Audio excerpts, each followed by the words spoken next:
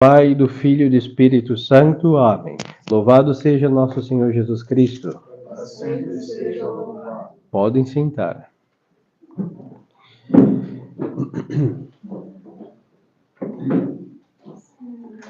A epístola de São Paulo apóstolo aos Colossenses nos diz: Meus irmãos, sendo vós escolhidos de Deus, santos e amados, revestivos de entranhas de misericórdia, de benignidade, de humildade, de modéstia, de paciência, sofrendo-vos uns aos outros, perdoando-vos mutuamente, se algum tem razão de queixa contra o outro, assim como o Senhor vos perdoou a vós, assim também vós deveis perdoar aos outros. Mas, sobre tudo isto, tende caridade, que é o vínculo da perfeição, e triunfe em vossos corações a paz de Cristo, a qual também vós fostes chamados para formar um só corpo.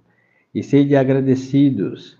A palavra de Cristo habite em vós abundantemente em toda a sabedoria, ensinando-vos e admoestando-vos uns aos outros com salmos, hinos e cânticos espirituais, cantando sob a ação da graça em vossos corações a Deus. Tudo o que fizerdes, em palavras ou por obras, fazei tudo em nome do Senhor Jesus Cristo, dando por ele graças a Deus Pai. Estimadas almas, estamos no 5º domingo remanescente aí da Epifania, completando assim o ciclo litúrgico, e acabamos de ouvir essa parábola muito famosa do semeador. Aqui o padre vai explicar essa parábola seguindo os padres da igreja, de modo específico Santo Agostinho, no que ele explicou em parte, porque ele falou muito sobre o tema, então tentamos resumir algo para se fazer entender. Então vamos ao texto sagrado. O reino dos céus é semelhante ao homem que semeou boa semente em seu campo. Santo Agostinho vai dizer que este homem que semeou boa semente em seu campo é nosso Senhor Jesus Cristo. Ele vai identificar o semeador com o Redentor, porque o campo é seu. E aí, mais adiante, já o santo vai dizer que o campo não é a igreja. O campo é o mundo. É verdade que o príncipe deste mundo é Satanás, mas não foi Satanás que criou este mundo, foi Deus. O inimigo vem como invasor. Então, chama-se Reino dos Céus ao mesmo Filho de Deus. Aqui, perdão, São Remígio vai dizer. Chama-se o Reino dos Céus o mesmo Filho de Deus, e diz que este reino é semelhante a um homem que semeou boa semente em seu campo.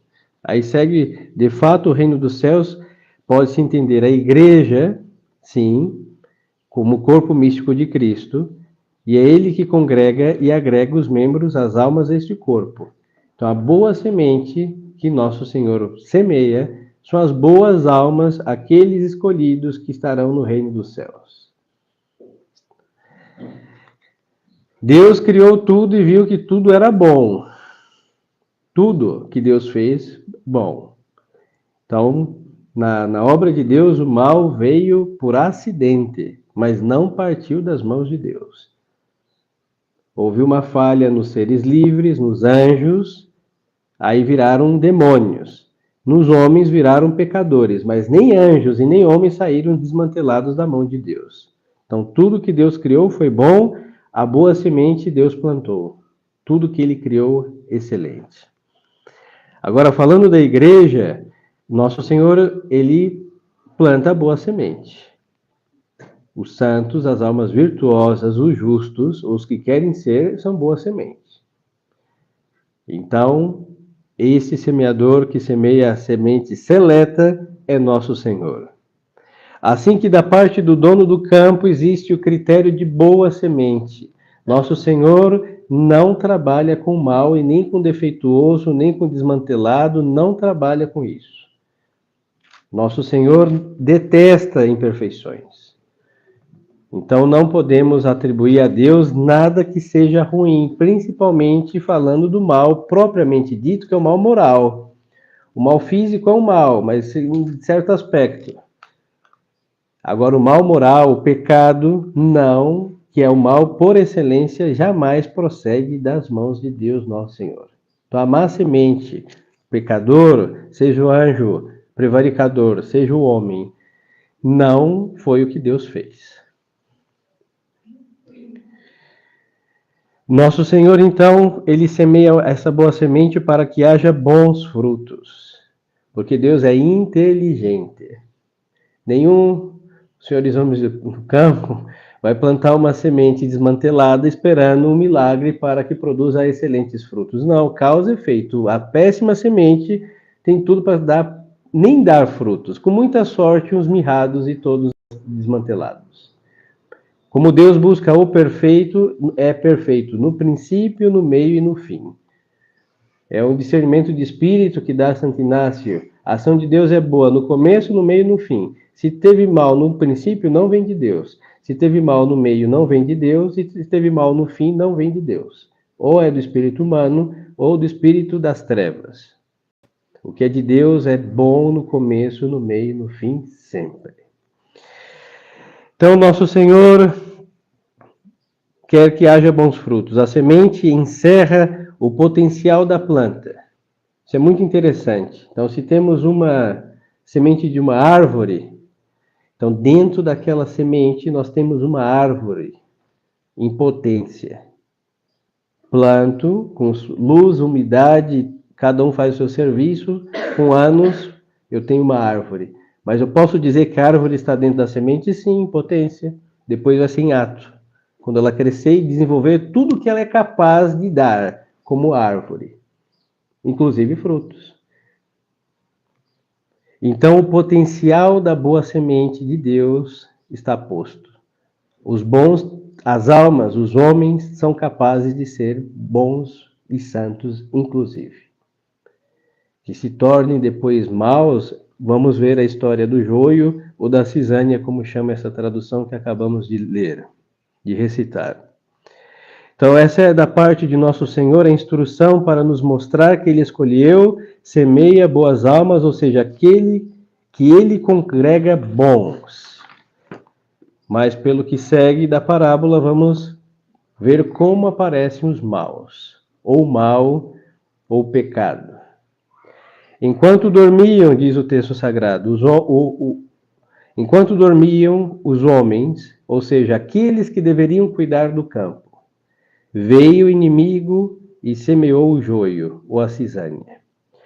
A respeito do sono dos homens, comenta agora sim Santo Agostinho. Muito interessante. Vai dizer o glorioso doutor da igreja o seguinte: porque enquanto os chefes da igreja obram com negligência, ou quando os apóstolos são visitados com o sonho da morte, vem o diabo e semeia entre aqueles que o Senhor chamou de maus filhos.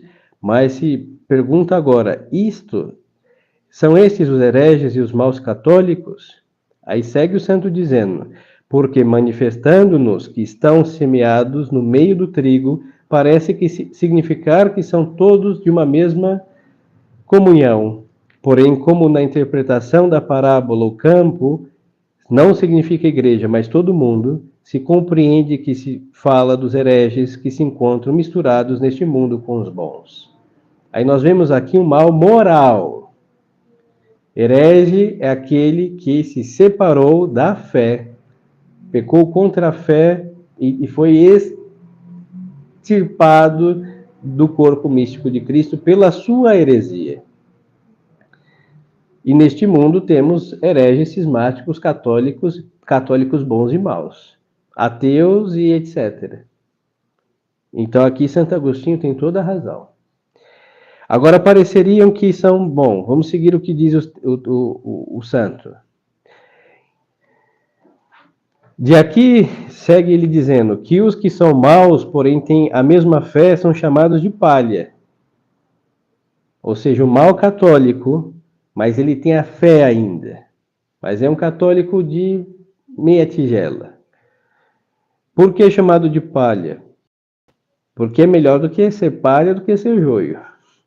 E depois segue o santo dizendo, a palha efetivamente tem a mesma raiz e fundamento que o grão, mas é a parte desprezível do fruto. Este é o mal católico. Enquanto que os cismáticos se assemelham a espigas podres, ou com palhas divididas que se lançam, assim que o diabo é o semeador do joio. E segue o santo: o joio é muito parecido com o trigo. Muito mesmo. Os senhores podem buscar depois se há uma utilidade na internet. Será de conhecer o joio. O joio moral vemos em qualquer esquina e às vezes até no mesmo banco que a gente, está em toda parte. Mas o joio planta, a cisânia, é muito parecido com o trigo. Mas ele tem uma diferença, que é a diferença absoluta, que o faz ser usado por Nosso Senhor. Quando nós pegamos um joio e fazemos assim, ele vira pó de palha. E se nós pegamos o trigo e fazemos assim, nós temos os grãos em mãos. Antes de ser apertado, senhores, o trigo e a cisânia são exatamente semelhantes. É na hora da colheita, na hora de apertar, que vamos ver quem é o quê. Quem é trigo e quem é cisânia. Pois então, foi o diabo que semeou, e Nosso Senhor diz na parábola, a cisânia, o joio, e aqui vai dizer o santo a respeito. Assim que o diabo semeia algo parecido, mas jamais igual ao que Deus semeia. O diabo é como falsificador de moedas. É o grande falsificador. É o verdadeiro fake que há na face da terra de falsificar as coisas. Não só as informações, como fazem as redes sociais, mas tudo. A virtude, ele falsifica. A religião, ele falsifica de um modo muito bem feito. Medalha de ouro para o grande falsificador, como falsificador. Nós vemos isso. O modernismo é uma ótima e muito bem feita falsificação da religião. O sacerdócio moderno é uma perfeita falsificação do sacerdócio, muito bem feita. É o que mais se tem. Toda paróquia tem um ou dois. O Vaticano II é uma grande falsificação de um concílio, enganou o mundo inteiro até o dia de hoje, mais de 60 anos assim. Os hereges e cismáticos também, de tal modo que tem gente que nesta confusão da igreja, na igreja, enxergue mais o cismático como católico do que o católico, que ficam aí postando frases de santos que não são santos, também foram falsificados por Satanás, os santos lá, entre aspas, da Rússia, cismáticos, não existe santidade no cisma, mesmo que o corpo esteja incorrupto. O diabo é muito experimentado em falsificar corpos incorruptos também.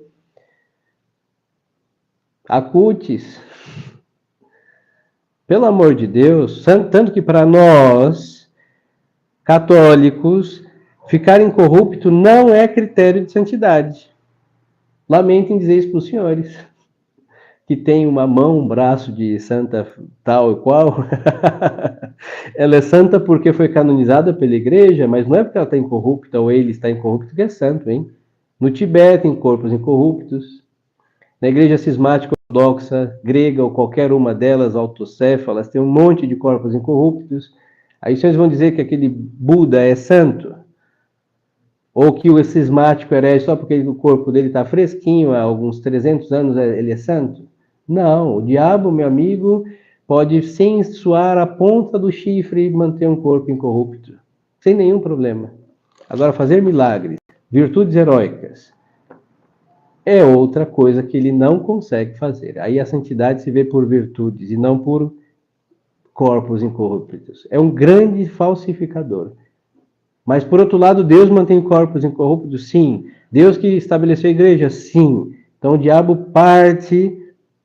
Aí começa a explicação novamente dos santos padres. Vem a verdade primeiro. O semeador semeou boa semente no seu campo. Depois que vem a verdade, vem o erro. O erro necessita. O mal necessita. É tão miserável o mal e o erro que necessita mendigar a presença do bom e do verdadeiro para que ele exista. Os senhores me entendem isso? Isso daqui é essencial na nossa vida. Porque a gente não vai entender o pecado sem a graça de Deus. Primeiro foi a graça de Deus que entrou neste mundo, depois o pecado e a morte, como salário do pecado. Primeiro veio o bom, o perfeito, que Deus criou tudo bom e perfeito. Depois veio o desmantelo do bom e do perfeito. Mas a primazia é do bom, do verdadeiro, do nobre, do correto. E depois vem o erro, o mal, o defeituoso. Então segue aqui. Vamos olhar isso na Sagrada Escritura. Primeiro, Abel. Aí aparece Caim. Vamos ver aí depois os apóstolos. E dentre eles nós temos Judas Iscariotes. Agora, se não fosse apóstolo, também não teria sido Judas. Precisa de uma eleição boa de Deus para que haja um traidor de Deus. Precisa do justo Abel para que haja um fratricida Caim. O bem sempre primeiro, que causa, não por ser bom, mas nas disposições péssimas dos que não são bons, causa o mal. Peratidem, a inveja de Caim que matou Abel. A avareza de Judas que vendeu o Redentor. Mas primeiro está a grande e nobre eleição. Foi escolhido para ser apóstolo. E o outro foi justo e na sua justiça encontrou o fratricídio do seu irmão invejoso. Então, o primeiro é a plantação da semente verdadeira, boa e seleta, e depois vem o joio, a cisânia, como os senhores quiserem chamar. E a respeito disso, agora São João Crisóstomo, com essas palavras, nos faz ver que o erro vem depois da verdade.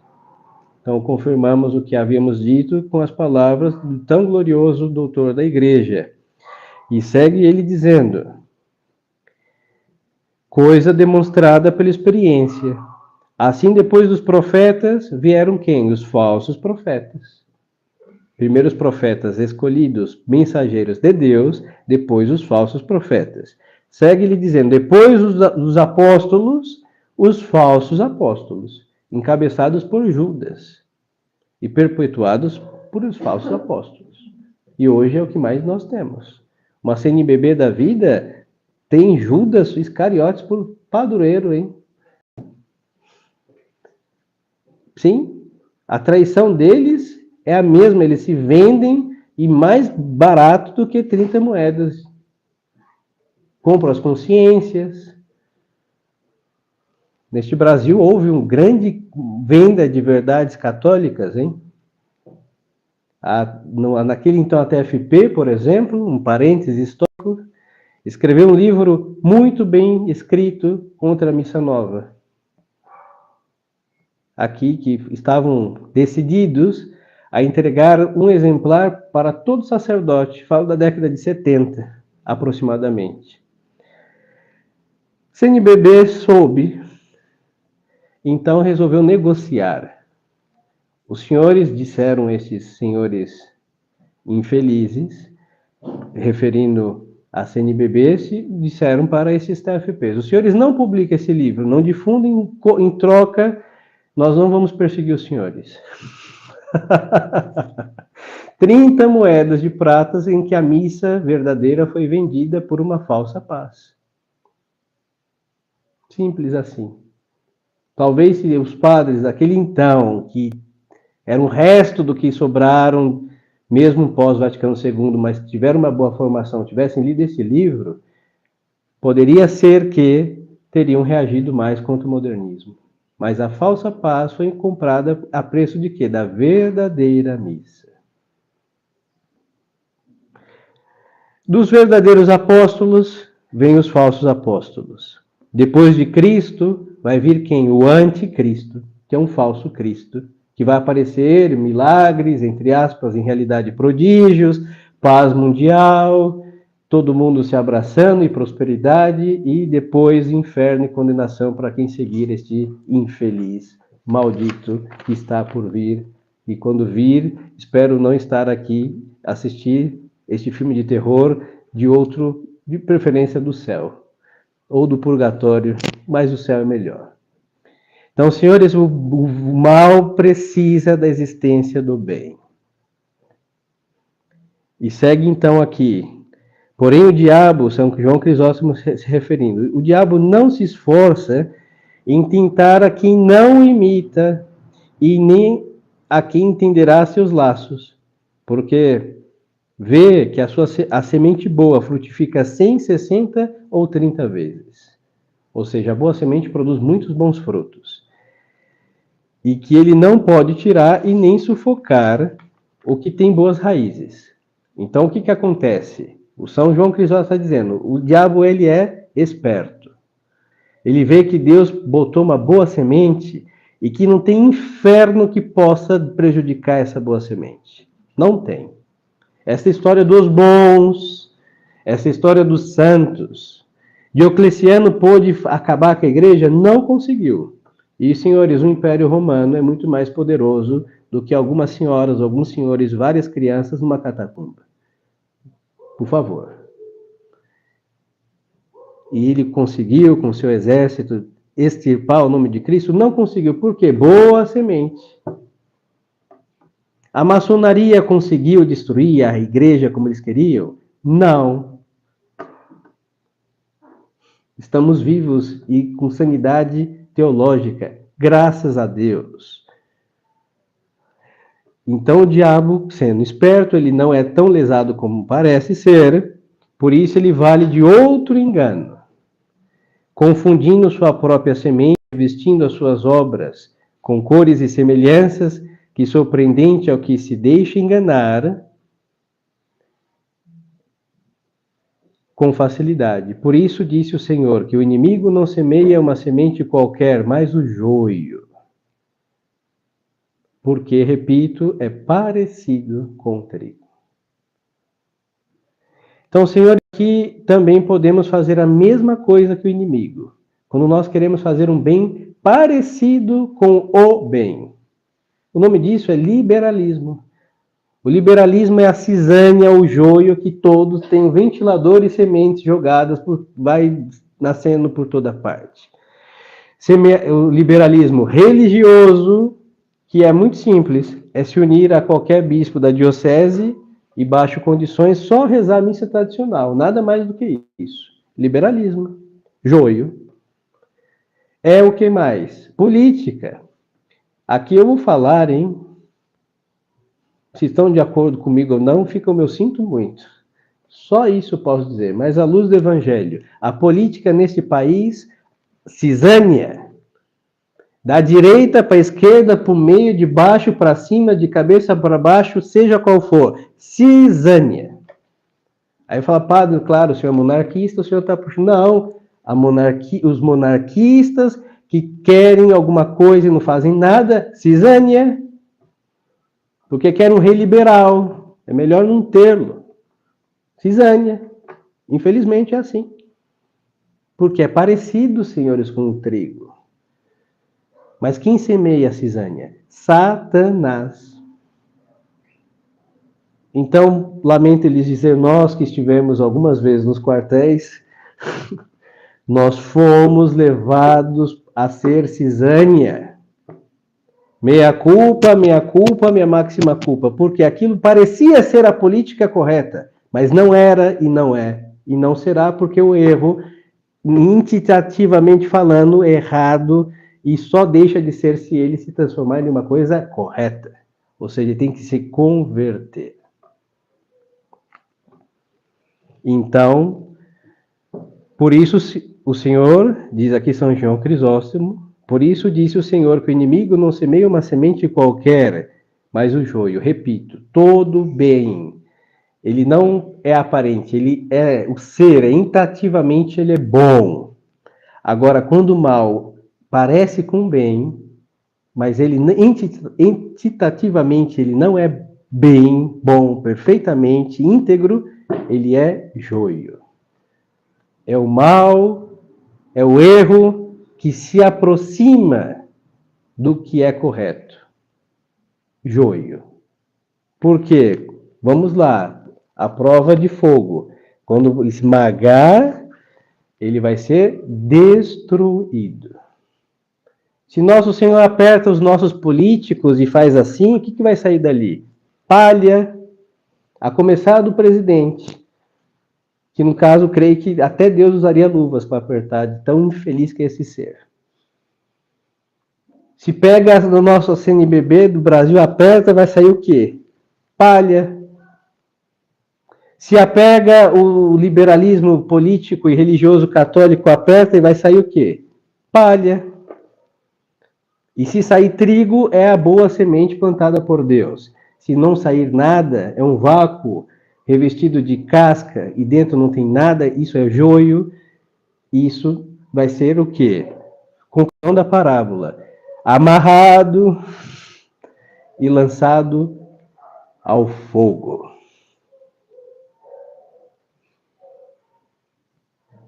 E por que então o diabo investe no joio? Diz aqui São João Crisóstomo: tal é a malícia do diabo. Semeia quando brotam as sementes, para que dessa maneira cause maior dano ao agricultor. Porque vimos aí, o mesmo santo diz que a boa semente ninguém tem contra ela. Deus plantou, ninguém pode arrancar. Mas o diabo, ele quer azucrinar a Deus. Olha o atrevimento do espírito das trevas. Ele quer, porque ele se levantou contra Deus. Tem gente que pensa que é muito favorecida porque sofre tentações do diabo. Tem uns que o orgulho espiritual chega a esse ponto. Vou lhes dizer uma coisa: quando o diabo inferniza a nossa vida, ele não quer nada contra nós, hein? Ele quer atentar a quem? A Deus, porque somos filhos de Deus. É como alguém maldoso que quer prejudicar um pai, o que vai fazer? Judiar de um filho. É isso que o diabo faz. Então não se sintam muito privilegiados com a infeliz visita e tentação do diabo, porque o alvo dele não é nosso ser, mas a majestade de Deus, do qual nós podemos chamar de nosso Pai. Por isso, então, o diabo vai lá e planta o joio. Sabe muito bem que Deus reconhece o que é joio e o que é trigo, mas ele quer o quê? Invadir o campo de Deus, a plantação de Deus, e tentar, sim, prejudicar o trigo. Mas contra isto que Deus plantou, vamos escrever no espelho, que Deus plantou, ninguém pode arrancar. Nunca. Deus que colherá, mas arrancar ninguém pode.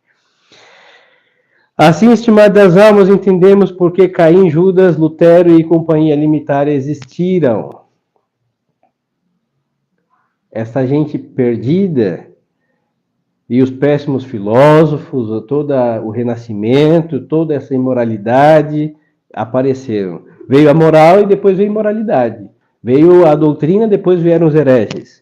Mas é necessário, para um certo modo, porque falando da graça, existe o poder na graça. Na ordem da natureza é impossível. Joio será joio, trigo será trigo. Mas na ordem da graça, é possível que o joio se converta em trigo. É possível. É a história de todos os pecadores que se convertem. O diabo planta para infernizar os bons e a Deus. E Deus, na sua onipotência, converte, falando de gente, aquele joio em trigo. Quantos inimigos da igreja se converteram em infiéis? Muitos. Então nós vemos que há um poder de Deus de transformar estes maus em bons.